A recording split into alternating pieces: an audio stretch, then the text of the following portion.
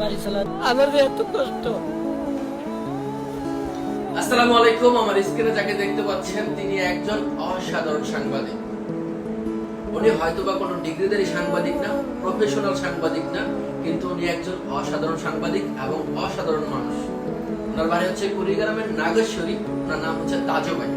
উনি বর্তমান সমাজের ইয়াংদের মুখে 10টা জুতার বাড়ি দিচ্ছে। ওনার কিছু ভিডিও দেখে কিছু হলুদ সাংবাদিক ট্রোল করতেছে, হাসাহাসি করতেছে, উপহাস করতেছে এই মানুষটাকে নিয়ে। আমি তাদের বলতে চাই, এই মানুষটা সুটবুট পরে কাদায় নেমে গেছে। বৃষ্টি হলো, ওনার এলাকার রাস্তাঘাট বন্ধ হয়ে যায়, কাদার একদম মানুষ চলাফেরা করতে পারে না, কি একটা ভোগান্তির শিকার হয় সেটা উনি ভিডিওর মাধ্যমে বলছে। এবং উপর মহলে যারা কাজ করেন তাদের দৃষ্টি আকর্ষণ করেছে যে আমার এলাকা বৃষ্টি হলে এভাবে রাস্তাঘাট বন্ধ হয়ে যায়, পানি কাদায়। আপনারা প্লিজ এটা সংস্কার করেন, এলাকার মানুষের ভোগান্তি কমান, এলাকার মানুষকে সুন্দরভাবে চলাফেরার জন্য ব্যবস্থা করেন। নদীর পাড়ে চলে গেছে, উনি নিজে ভিডিও দেখাচ্ছে যে ভাই এই যে গরুগুলা এই নদীটা সাঁতরে ওপার যাবে, ঘাস খাবে, আবার বিকালবেলা এই নদী সাঁতরে আসবে। তো এখানে যদি একটা ব্রিজ হয়ে যায় তাহলে এই ভোগান্তিটা অন্তত কম হবে।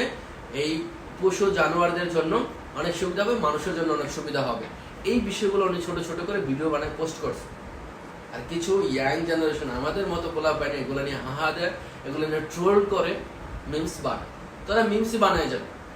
এই বেড়া থেকে যে শিক্ষাটা আমাদের সমাজে দিচ্ছে, কোনো সাংবাদিক এটা আমাদের দেয় না। এখন বড় বড় প্রফেশনাল সাংবাদিক যারা আছে তারা আমাদের দেয় না। তাকে সাপোর্ট করেন সবাই। তিনি আজকে ছোটখাটো বিষয়ের কথা বলতেছে, কালকে যেন বড় বিষয়ের কথা বলতে পারে। আর একটা কথা না বলে না, তুমি এলাকায় কি করছো? তোমার এলাকায় কি প্রবলেম নাই? তোমার এলাকায় কি কোনো সংস্কার দরকার নাই? যেমন একটা ভিডিও বানাইছো, তুমি যদি এই বেটারে ট্রোল হিসাবে দেখো, তুমি যদি বেটাকে উপহাস হিসাবে দেখো, তাহলে তুমি হচ্ছে সমাজের সবচেয়ে বড় কীট পতঙ্গ। তুমি হচ্ছে দেশের এই সমাজের আবর্জনা।